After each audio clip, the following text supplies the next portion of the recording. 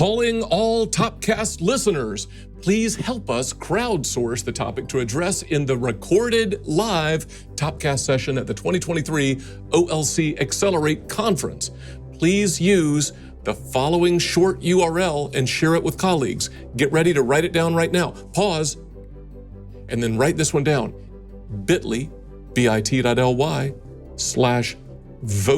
VOTE, _Topcast live 2023.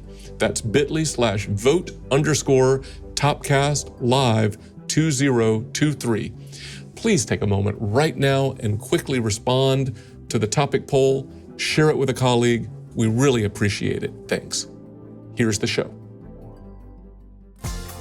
When you realize what your future can be, you want to do it right. UCF Online offers more than 100 fully online programs, plus personalized support from success coaches, so you can get to the future that's right for you.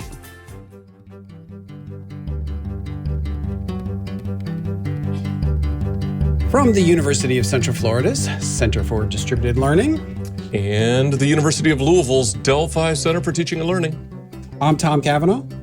I'm Kelvin Thompson. And you are listening to Topcast, the Teaching Online podcast. Greetings, Kelvin. Greetings, Tom. How's it going? Good. Although I'll give fair warning, it is an afternoon in the summer in Central Florida where I'm sitting, so there may be the occasional flash and a boom if you hear that in the background. Do not be alarmed. It is just the weather. Oh, I'm getting nostalgic now. Afternoon, Florida thunderstorm. Yeah. Hopefully it stays at the thunderstorm level. Here's hoping. And I guess we should say to all of us, this episode will come out at a time that it will be appropriate for us to say, Happy New School Year. Labor Day's behind us. It's we're into it now.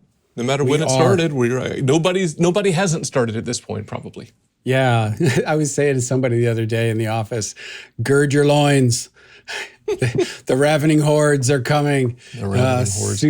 Soon they will be here, coming over the wall. A great college mascot. We're the ravening hordes.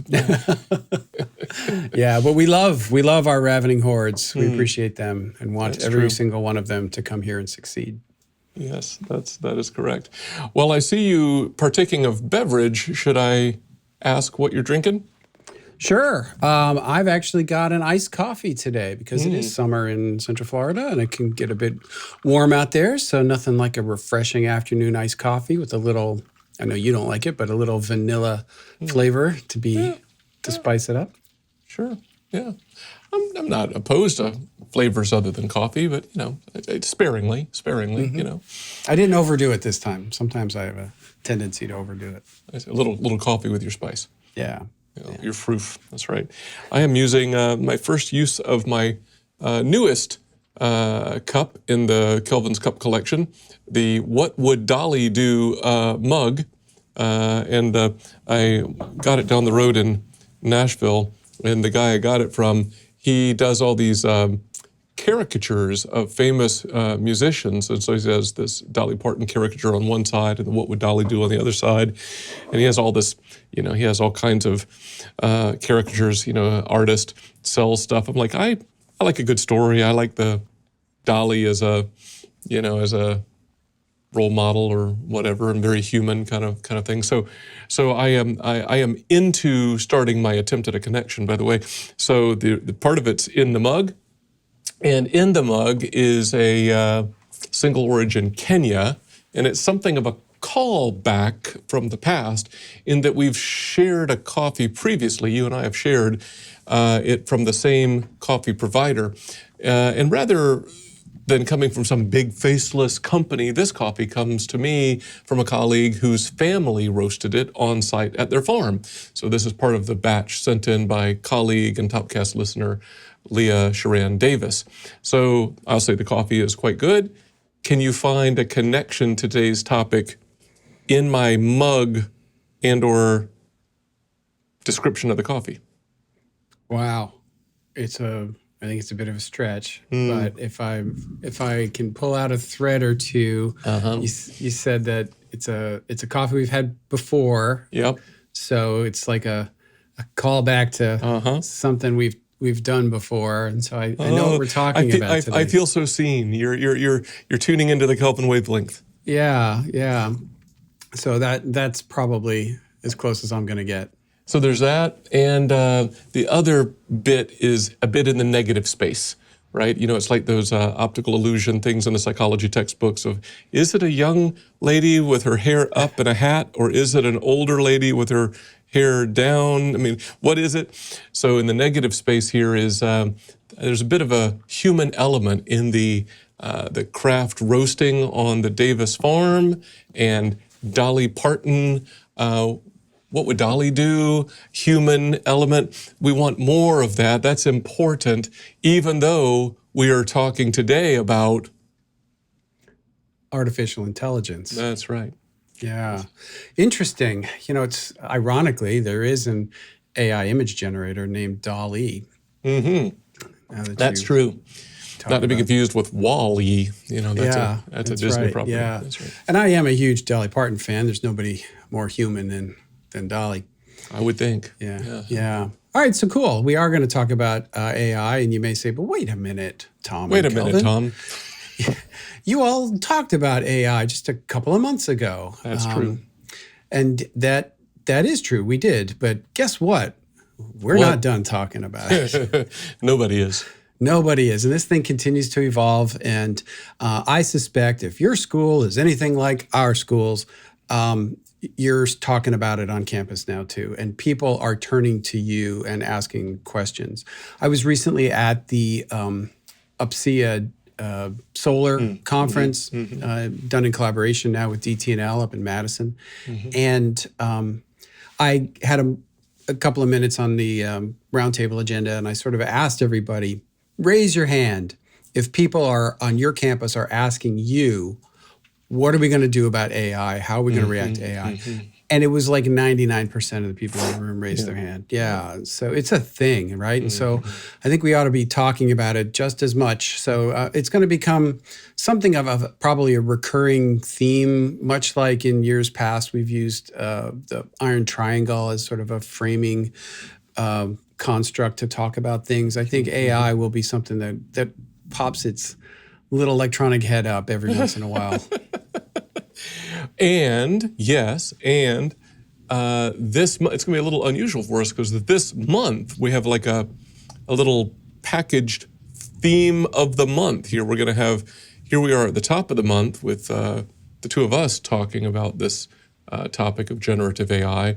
But the middle of the month episode, right after this one, will be a guest interview-based episode in which we also talk about generative AI.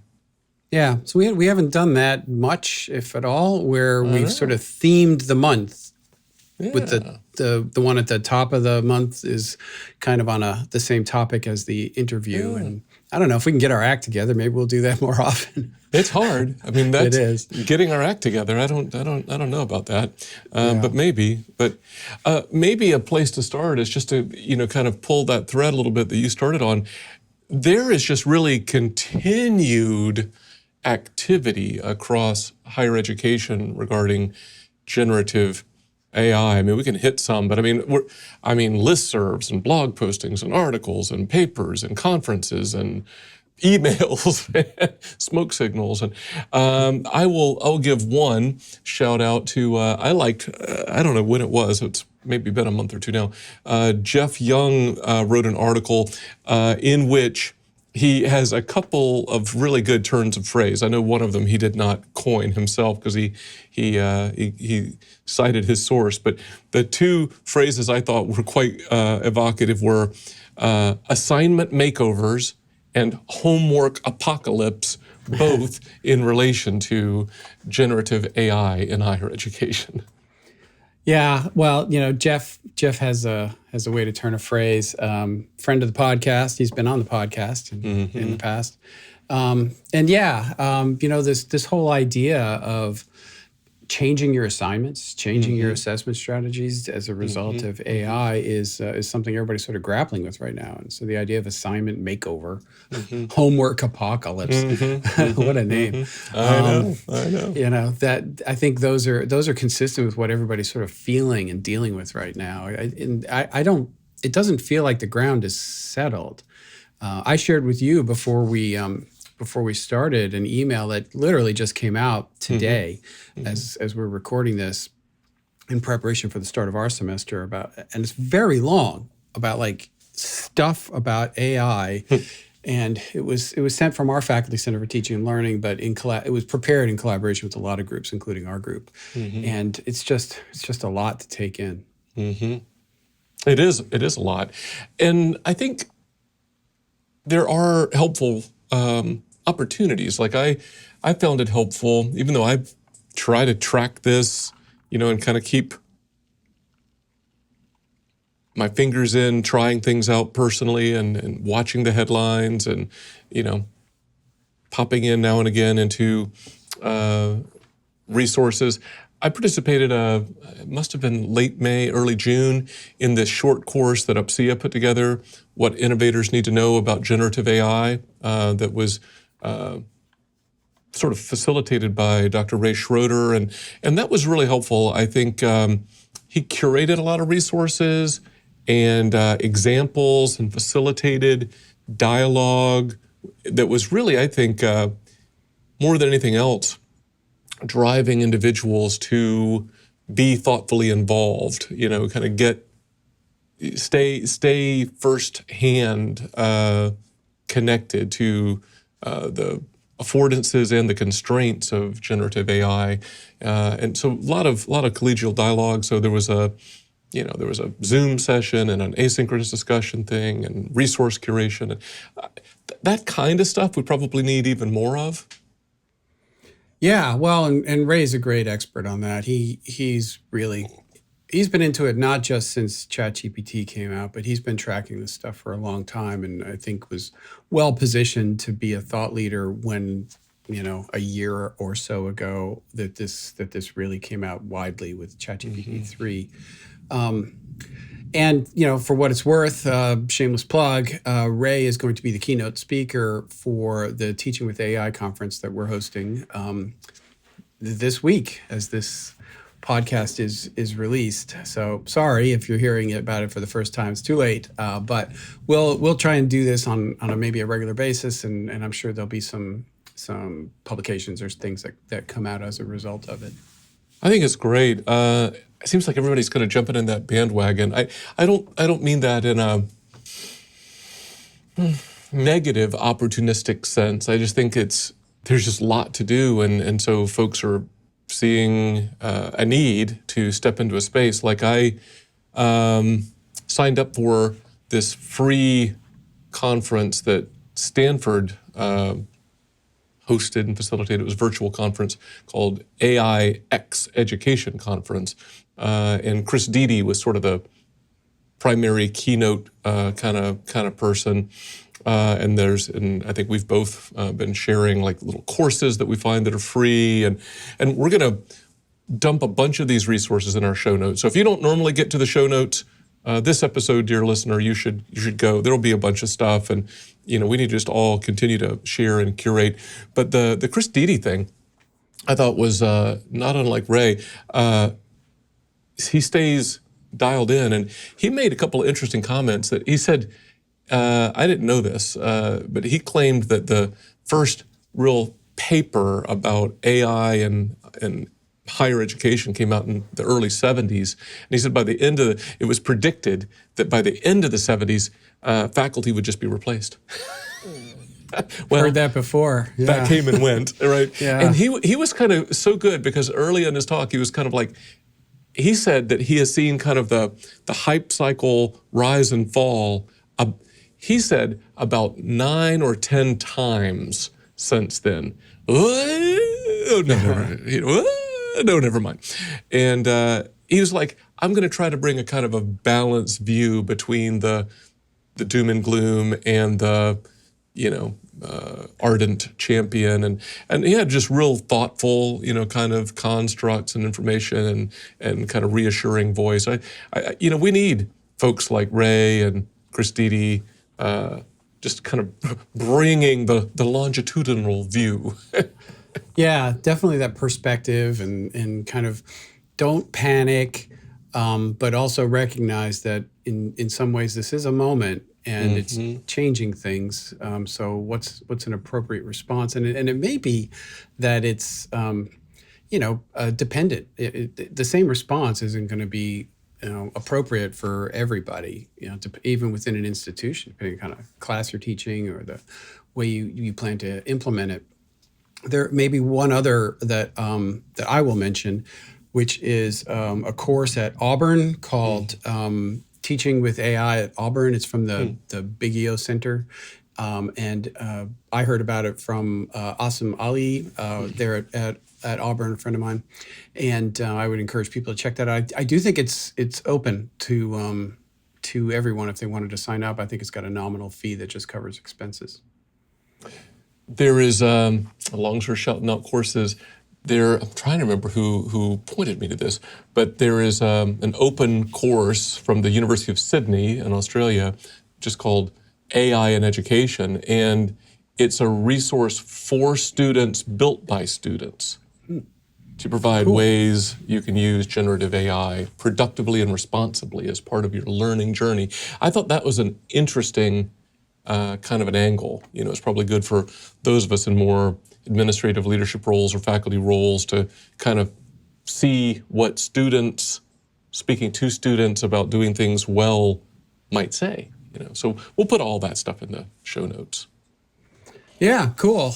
Maybe the last one I'll say is that that if you have LinkedIn Learning at your school, I know a lot of schools do, not everybody does, but those that do, there's a bunch of great kind of just intro, what is AI kind of courses in there that are worth watching. They can be as short as a couple of minutes to as long as hours, depending upon the kind of course that you're taking, learning paths or something. But I've been looking at some of those as well, just for my own personal knowledge. But you mentioned a moment or two ago, kind of at our institutions, there's a lot of context. And we were talking off mic about the fact that at each of our institutions, we're at some level of institutional dialogue and decision making and framing. And maybe it's useful just to kind of, briefly share kind of like what shape that's taking at each institution. You want to say a little bit about, besides your conference, what else is happening at UCF? Yeah, sure. We're trying to lean into it, and I think much to our provost's credit, he's definitely kind of leaning forward into the whole notion of AI and AI across the institution. I do want to give credit to our colleagues at the University of Florida who've done a lot of really good work there, and we've been a little bit inspired by some of what they've done. They were very early in kind of thinking about AI across the curriculum. But I think we're right there with them as we're thinking about it. And our provost has charged a group to think across three dimensions when it comes to AI. The first is, how can AI be used in research? So our institution, like yours, is a Research One institution. Research is a big deal. How can it help? How can it help in the the process of applying for grants and sponsored research and other kinds of things? But just across the whole research enterprise, how can AI be used to improve things? That's the first one. The second one is, how can AI be used with faculty in the development and teaching of courses? So how can it be used in instruction? But in my mind, that also includes actual production of courses and the production of content. But in his mind, he sort of defined it as teaching. So research, teaching, and then the last area is, how do we teach students how to effectively use it? I think it goes back to something that you were involved in even before my arrival at UCF, which was the information literacy modules. Yeah. How can we teach students to be informationally literate. I think it's something similar here with AI. How do we teach them how to be literate with AI, how to make effective use of it, especially in the professions that they're going to be going into once they graduate? What's an appropriate use, how's an effective use? Because that will actually differentiate them in the marketplace if they know how to use AI and don't get steamrolled by it when they become a part of the workforce that is having to adapt to these tools, just like higher education is. Yeah, no, that's good. That's good. And I think it is kind of helpful, when you have like a big effort at a big university to try to, I don't know that simplify is quite the right word, but to render pithy and clear the relationship between several different constructs. Like you broke it down, like you could research, teaching, student literacy. That's memorable, and it helps you kind of hang your hat on it.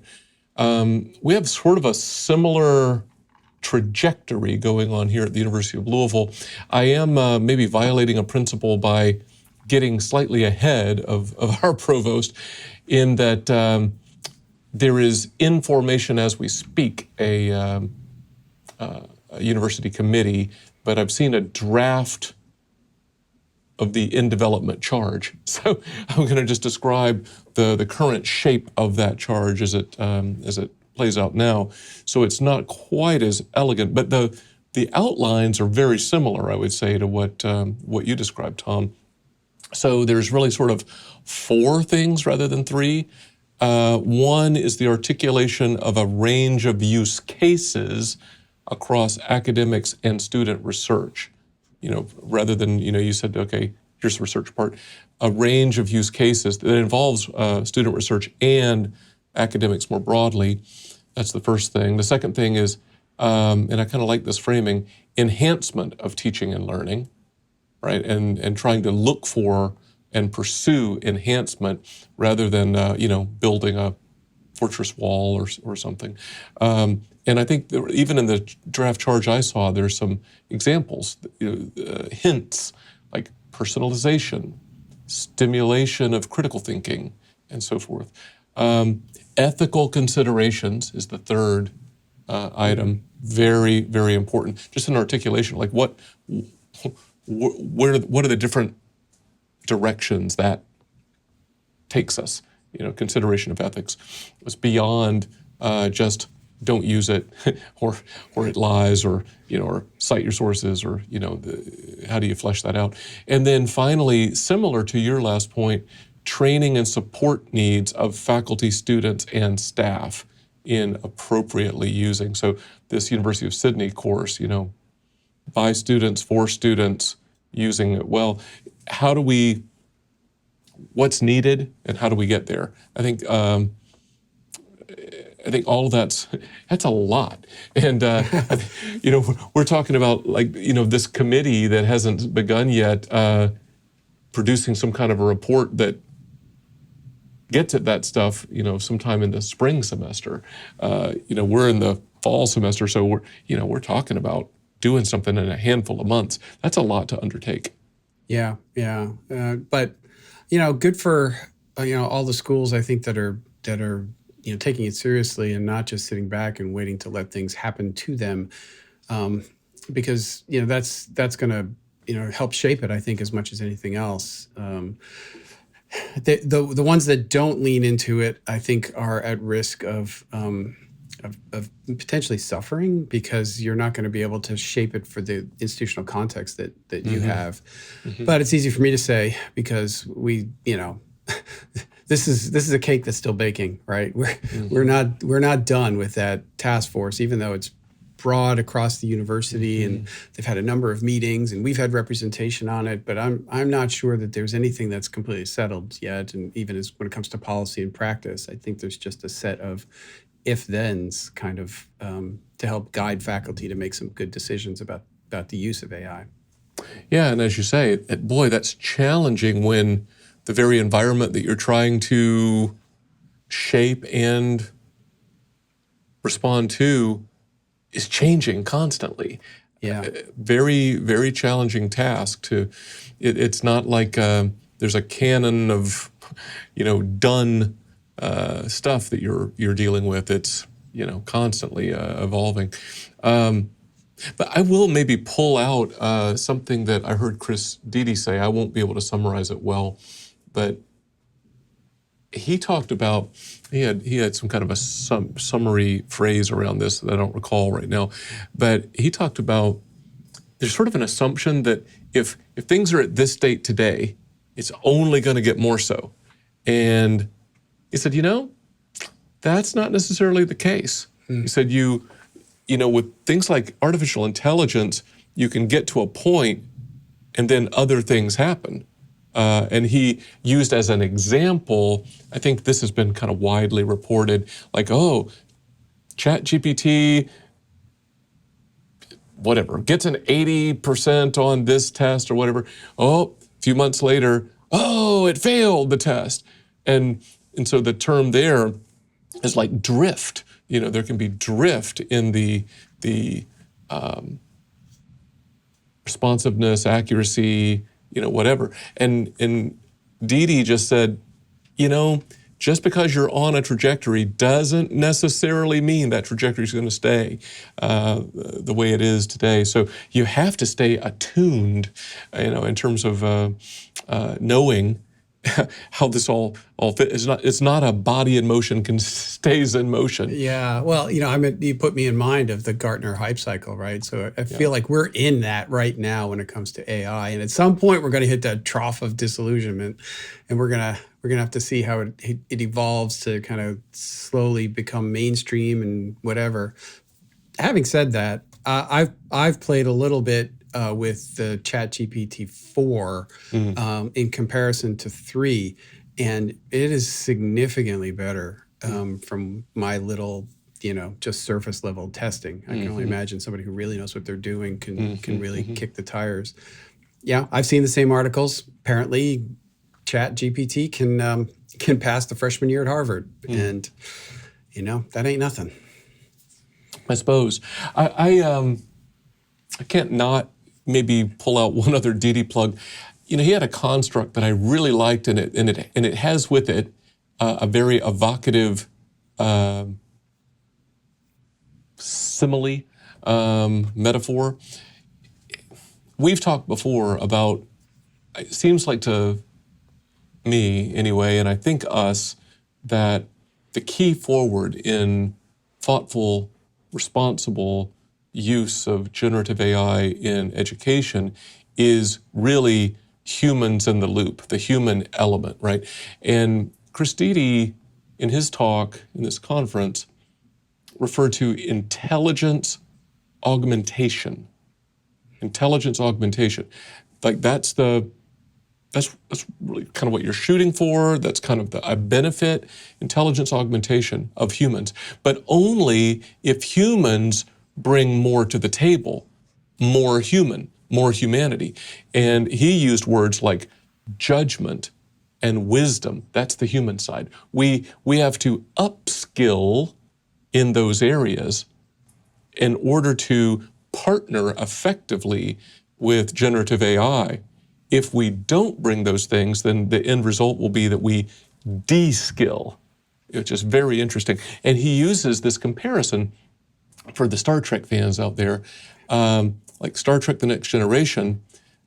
Captain Picard has all this experience and wisdom and humanity, and Commander Data is, a human-looking artificial intelligence that has calculation and reckoning and facts and whatnot. But you need the two together partnering effectively. Let Data do what Data does, let Picard do what Picard does, and Picard's the one in charge. That's interesting, and it's a really great framing for it.